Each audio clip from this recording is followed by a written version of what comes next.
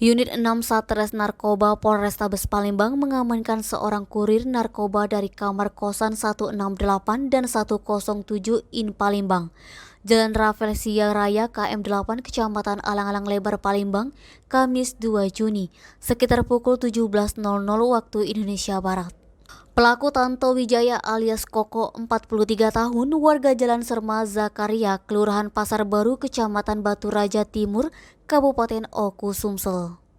Kapolrestabes Palembang Kombes Pol Muhammad Ngajib didampingi Kasat Narkoba Kompol Mario Infantri mengatakan penangkapan pelaku berawal dari informasi masyarakat. Bersama pelaku diamankan barang bukti berupa narkotika jenis sabu seberat 516,63 gram.